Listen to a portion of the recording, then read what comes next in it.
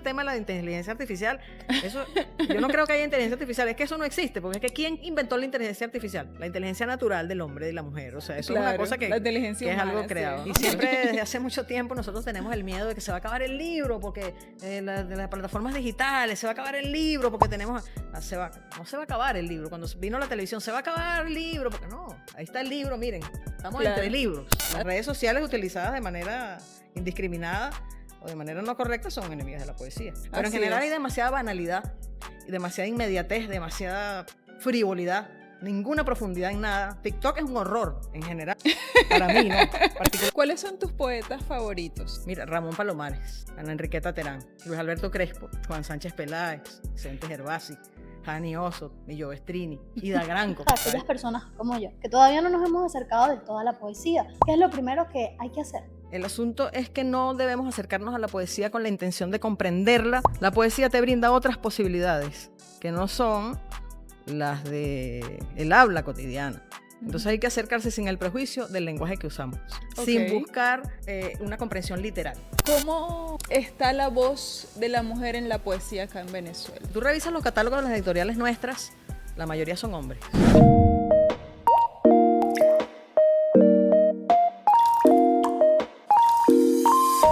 Hola, ¿cómo están todos y todas? Bienvenidos y bienvenidas a un nuevo capítulo de Entre Libros Podcast, el podcast de la Librería del Sur.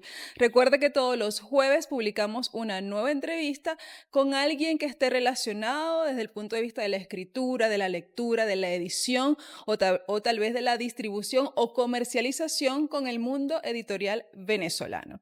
El día de hoy vamos a hablar con una poeta. ¿Qué te parece eso, Francesca? Maravilloso, por fin llegó la poesía a Entre Libros.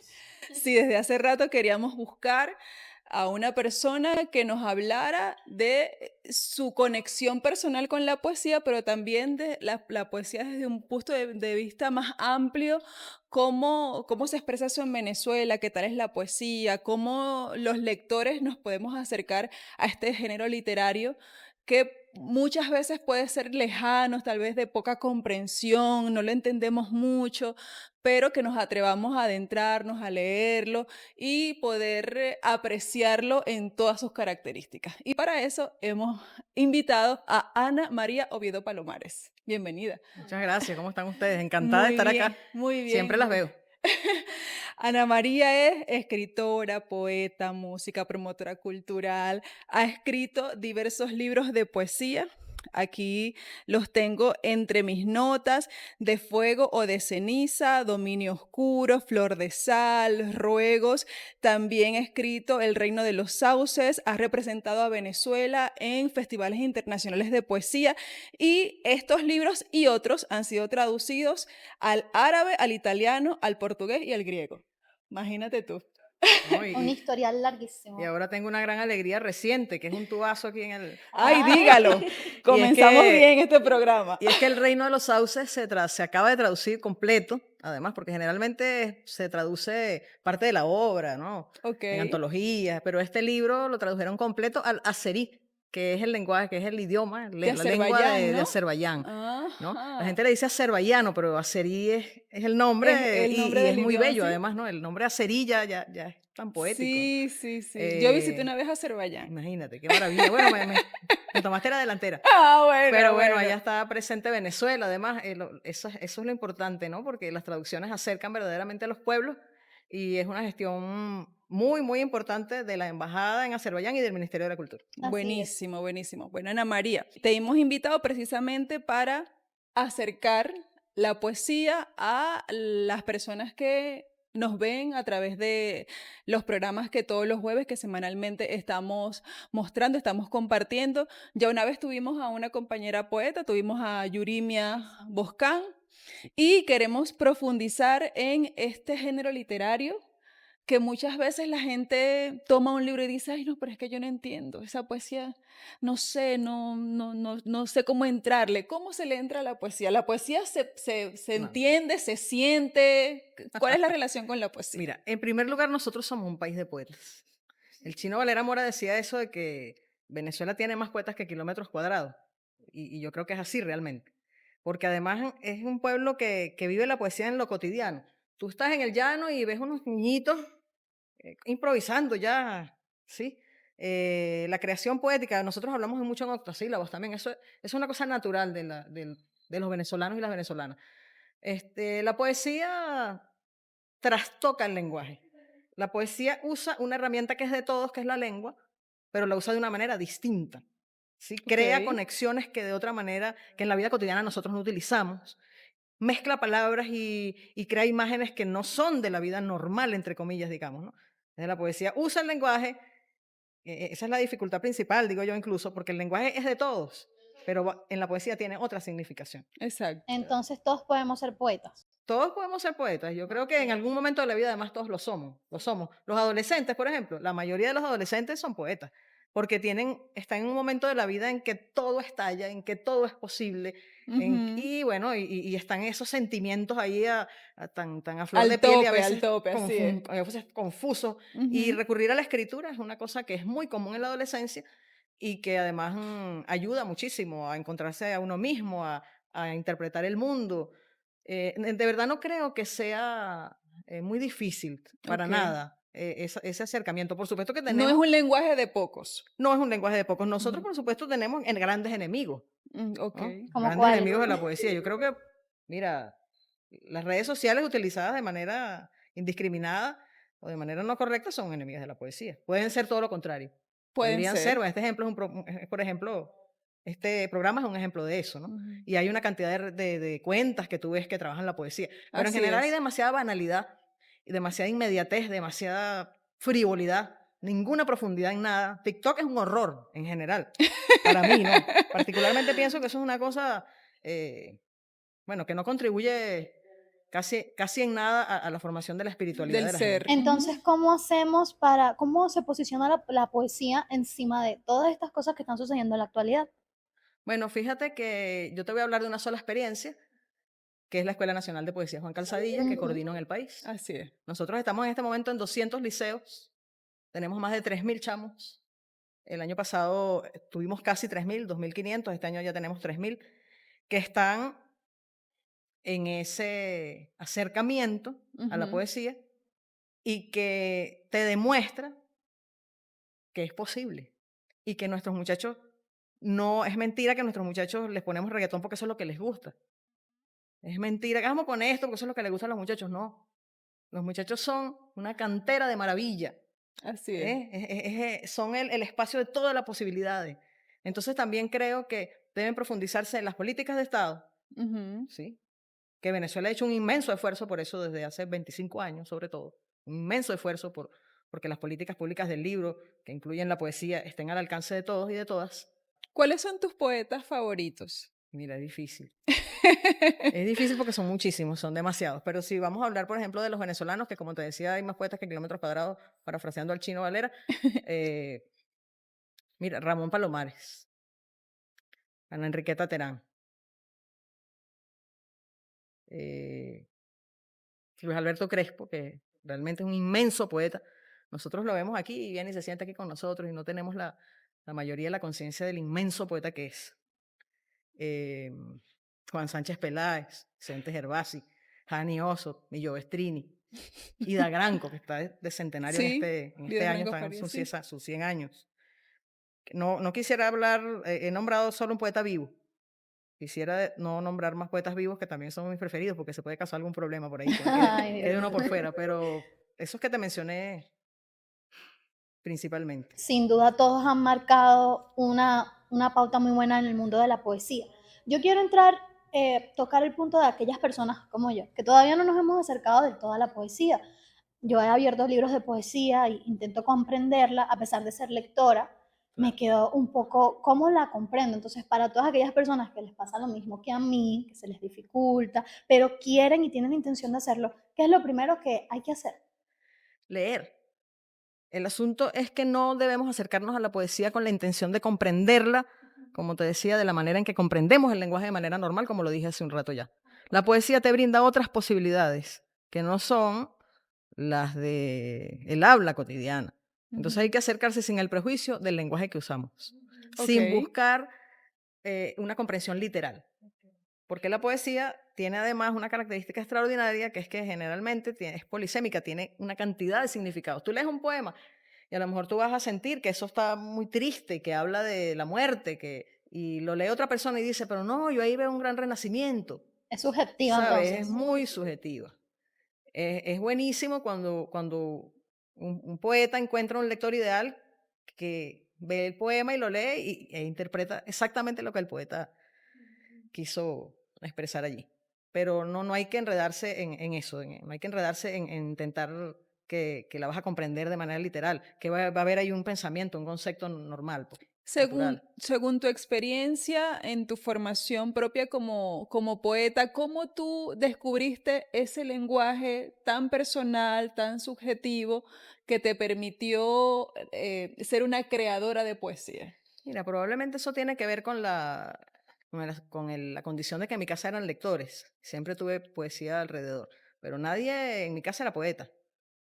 A veces yo pienso que si hay como una predeterminación allí Cuestión del mágica, destino. sí, para tener un destino literario, ¿no? El alma también. Y claro, y una expresión de la sensibilidad que fue la que tuve a mano, pues. Yo empecé a escribir muy niña, yo a los 11 años escribía cosas terribles, ¿no? Pero muy malas, ¿no? Pero escribía, y eso tiene el valor sobre todo eso que te decía en esa edad del autoconocimiento y el de intentar comprender tu lugar en el mundo, que es tan difícil para los jóvenes, para los muy jóvenes. Y luego ya no pude parar, o sea, yo creo que hasta los 25 años todo el mundo es poeta. Si tú después de los 25 sigues escribiendo y tienes un empeño ahí, es que de verdad vas a hacerlo. Porque em, luego pues hay la necesidad de expresión que no se calma si no es escribiendo. Si tú no necesitas escribir, si tú puedes vivir tranquilamente sin escribir, entonces no es por ahí. Claro, es así. Es así. Bueno, quiero hablar acerca de que la poesía a veces se percibe como, bueno, es desnudar el alma. Entonces, en este significado, las personas piensan que siempre se va a expresar amor, sentimientos escondidos relacionados a esta figura del amor, y realmente no es así. Lo podemos ver en el Reino de los Sauces, que a mí me oprimió muchas cosas por dentro porque no es una situación que estemos viviendo acá, pero es como si lo fuera. Entonces, la poesía, ¿cómo tocar esos temas siendo poeta? No, pero es que la poesía toca cualquier tema. Y no necesariamente desnuda el alma porque además no necesariamente es autobiográfica. Siempre o con mucha frecuencia sí hay elementos autobiográficos ahí, ¿no? Uno escribe desde el ser, desde el género, pero, pero la poesía toca cualquier tema que el poeta quiera tocar porque le interese eh, por alguna causa específica, pues. Por ejemplo, El Reino de los Sauces es un libro muy específico, muy especial dentro de mi obra, porque es un libro que habla eso de lo externo, ¿no? Que habla es de la guerra, yo creo que no había manera de no hacerlo. Y fue un libro muy duro de escribir. Todo el libro además implica una investigación, no es que tú te sientes y te inspiraste y entonces te salió una cosa bonita ahí y tú la trabajas después, no. Cuando tú vas a hacer un libro, tú decides un tema, o el tema te busca a ti y te encuentra, pero en todo caso luego tú tienes que trabajar, tienes que investigar, O que si sea, no vas. la poesía no porque sea subjetiva significa que no refleja la realidad que pueden vivir muchos. Claro, puede reflejarla, la refleja, de hecho. Alguien se encuentra siempre en la poesía. Pero en el caso del Reino de los Sauces, pues ese libro está dedicado a 3 pueblos. La primera parte, Nakba, está dedicada al pueblo palestino. La segunda parte, Jaima, está dedicada al pueblo saharaui. La tercera, a los migrantes africanos que cruzan el estrecho de Gibraltar. Específicamente eso, ¿no? Entonces, bueno, hubo que investigar y cerré el libro antes de tiempo. Ese es un libro corto, debido tal vez ser más largo, pero fue demasiado duro escribirlo y decir. ¿Haría otro relacionado con el mismo tema? ¿O ya es un tema que ha decidido dejarlo ahí, en Uno el no Reino puede de los Sauces? dejarlo, porque esa es una realidad que nos está atropellando cada vez más este mundo que está cada vez más loco, cada vez más injusto y cada vez más desigual. Y yo creo que la poesía tiene que responder a un momento histórico. La poesía responde a un sustrato colectivo, inevitablemente. Incluso si tú crees que estás escribiendo el poema más subjetivo del mundo y que estás hablando de las nubes, ese poema pertenece a tu tiempo histórico. Ese poema nombra la nube de la manera en que solo en tu tiempo histórico puede ser nombrado. Si es que va a trascender, porque si no tú escribes como escribió la nube alguien hace un siglo, ¿no? O 2 siglos o 20 años. Ujú. pero todos los poetas tratan de buscar eso que se llama la voz propia, que tal vez es lo más difícil, que es decir las cosas de una manera particular, que incluso alguien lo lee y diga, caramba, esto se parece a lo que escribe fulano. Sí, tú lees un poema de Palomares y puedes saber que es de Palomares. Y si no, fue que alguien se lo copió o él influyó mucho en algún otro poeta, ¿no? Ujú, Dice, ujú. a la manera de, ¿no? Esa búsqueda de la voz propia es tal vez lo más difícil, porque como estamos hablando como estamos utilizando el lenguaje, que ya dije es un elemento común a todos, entonces Colectivo. Ujú. conseguir lo propio a partir de algo que es de todo el mundo es muy difícil. ¿Cómo fue ese proceso para ti? El conseguir tu voz. Bueno, yo todavía no sé si la he encontrado. Eso lo va a decir la gente después que me muera, dentro de un tiempo. Uno nunca sabe nada de la poesía propia hasta que pasa mucho tiempo. Uno cree que está en esa búsqueda y trata de hacerlo, ¿no? Pero como los poemas son tan distintos y los libros, mis libros anteriores, El Reino de los Sauces, más bien no son tan distintos y ellos sí podría decir que hay una búsqueda por lo menos de la voz. En los libros anteriores, e incluso mis antologías, la gente la lee y dice, yo pensaba que era un solo libro. No, no, es una antología, es una recopilación. No, no, yo pensaba que era un solo libro porque es la misma voz, ¿no? El Reino de los Sauces sí rompe completamente con eso. Pero es una búsqueda permanente y nunca el poeta puede estar seguro de decir, yo la encontré, yo la encontré. Yo soy... Hablando de la búsqueda de la voz propia, ¿cómo está la voz de la mujer en la poesía acá en Venezuela? Mira, yo tengo mucha alegría y mucha fe y mucha esperanza porque tenemos poetas jóvenes extraordinarias. Siempre hemos tenido grandes poetas. Siempre Venezuela ha tenido grandes poetas mujeres. No digo poetisa, me parece terrible, ¿no? Las mujeres poetas en Venezuela, pues ya nombré varias que son extraordinarias, desde Enriqueta Terán hasta, bueno, Palmenes Yarza, Luz Machado, Enriqueta Arbelo Larriba, que es una de mis poetas preferidas, una adelantada realmente a su tiempo. Y en este momento yo pudiera nombrar algunas voces maravillosas como Eloísa Soto, que es jovencísima, una poeta muy joven que apenas tiene un libro publicado en esa colección maravillosa que se llama Yo misma fui mi ruta, que es de Fundarte y coordina la compañera Jordana García Sojo, que también es otra voz que apenas tiene un libro. Ella tiene un solo libro de poesía, pero es un libro de poesía que fue pensado, ¿no? Que tiene mucho tiempo siendo trabajado y es maravilloso. Entonces, bueno, pudiera nombrar, fíjate, estoy nombrando personas muy jóvenes, personas que están en los 20, Bolívar Pérez, María José Escobar. O sea, hay una cantidad de mujeres poetas venezolanas muy jóvenes y ya con eso de la voz bien adelantado. ¿Y el mundo editorial venezolano cómo responde a eso? ¿Le da cabida de forma igualitaria? ¿Todavía hay que romper algunas barreras? Todavía hay que romperlas, porque si tú revisas los catálogos de las editoriales nuestras, la mayoría son hombres. Por supuesto que hemos caminado, hemos adelantado, tenemos un camino mucho más, bueno, más adelantado en ese sentido. Y por ejemplo está esta colección que acabo de mencionar, que es solo para mujeres, de Fundarte, ¿no? Y cada vez hay más mujeres ganando concursos, cada vez hay más mujeres con premios literarios importantes. Bueno, no nombré a Esmeralda Torres, importantísima poeta nuestra, además una narradora también maravillosa que ganó una mención en el Premio Casa de las Américas, que acaba de ganar el Premio de Poesía de la Ciudad de Mérida en México. Que además se ha ganado casi todas las bienales del país, pero más allá de los premios es una voz importantísima ya. Entonces, bueno, es un asunto de ir labrando ese camino y sí tiene que haber, por supuesto, también, como lo dije hace un rato, con respecto a la formación de la poesía en los jóvenes, políticas de Estado dirigidas exactamente a ese tema. Hablando de la formación, esa labor tan bonita y bueno, puede ser complicada también, ¿no? ¿Cómo percibe el venezolano? ¿Cómo la recibe? Y sobre todo, bueno, ha mencionado mucho a los jóvenes, entonces es importante saber cómo la estamos percibiendo, cuáles son esas estadísticas. Bueno, yo puedo hablar únicamente de la experiencia directa que tengo, que es la Escuela Nacional de Poesía. ¿Sí? Y como te digo, es una experiencia maravillosa que nos ha permitido darnos cuenta de que estamos transformando vidas. Nosotros siempre decimos, nosotros no vamos a formar poetas. A lo mejor de esos 3.000 muchachos hay 2 poetas de las próximas generaciones. A lo mejor no hay ninguno. Pero si formamos lectores y formamos sensibilidades, si formamos un corazón para la sensibilidad, estamos ganando demasiado. Nosotros no queremos, yo creo que formar poetas no es posible.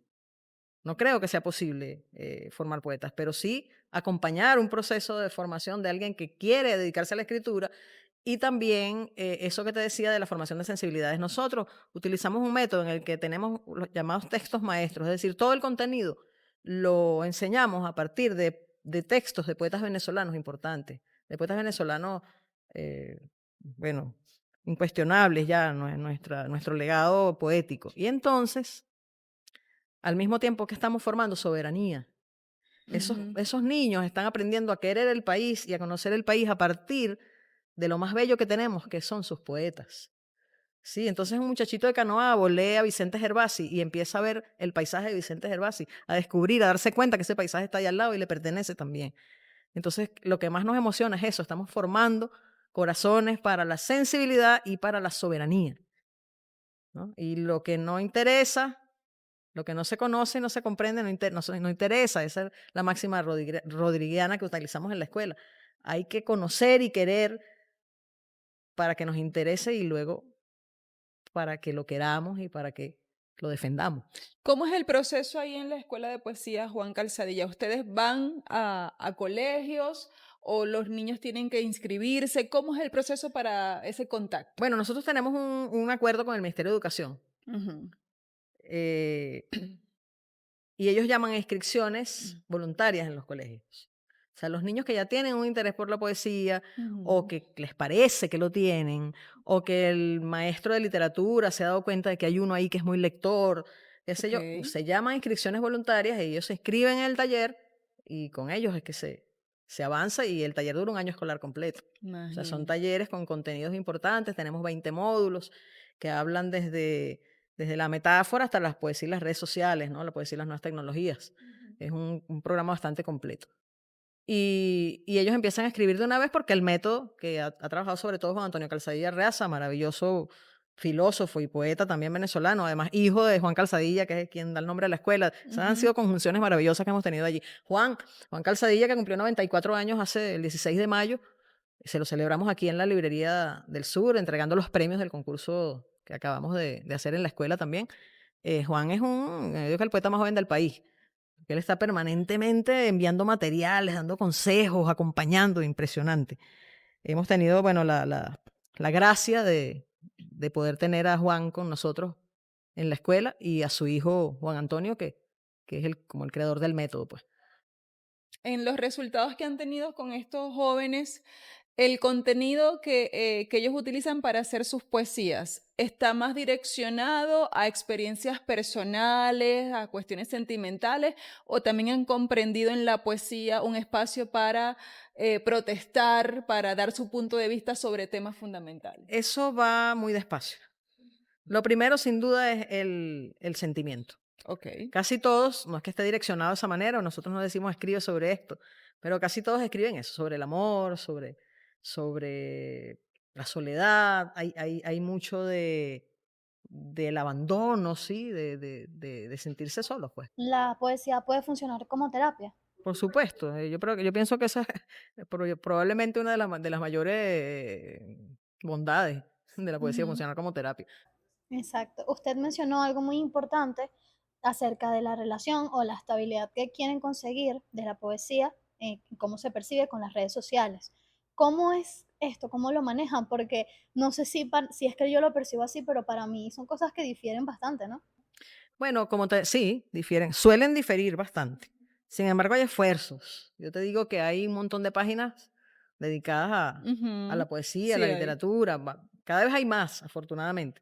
Yo, por ejemplo, fíjate que para la literatura, la red social más que llega más es el Facebook. Ok. Es algo que nos hemos dado cuenta a partir del trabajo en la escuela, el movimiento poético mundial y otra cantidad de cosas que hacemos. Y bueno, en segundo lugar, el Instagram, que es más, ¿no? Ujú, ujú. Yo creo, fíjate, yo creo que nosotros esa pelea la vamos a ganar. Porque la humanidad, digo que es una pelea porque, por ejemplo, ese tema de la inteligencia artificial, eso, yo no creo que haya inteligencia artificial, es que eso no existe, porque es que ¿quién inventó la inteligencia artificial? La inteligencia natural del hombre y de la mujer, o sea, eso es una Claro, cosa la que, inteligencia que es algo humana, sí. creado, ¿no? Ujú, Entonces eso ujú. es una cosa como extraña.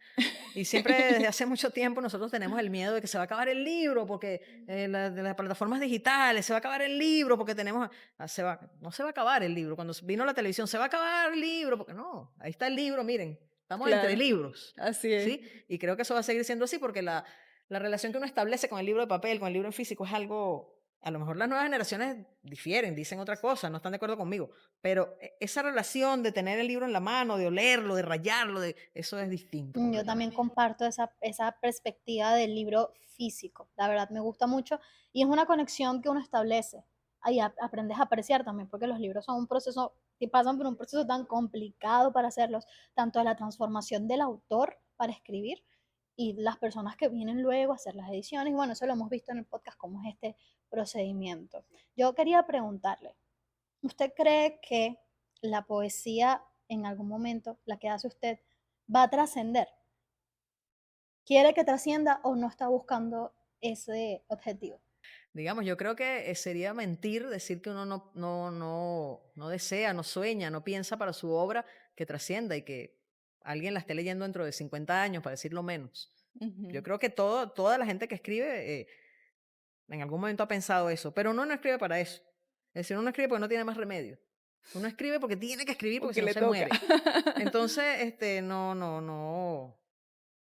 Digamos, también el cuidado que se pone en la obra, el trabajo que uno hace para que esté lo mejor posible, la búsqueda de esa voz propia, todo eso tiene que ver un poco, sí, con el deseo de una trascendencia, aunque eso esté por ahí, eh, bueno, no esté tan expreso, ¿no?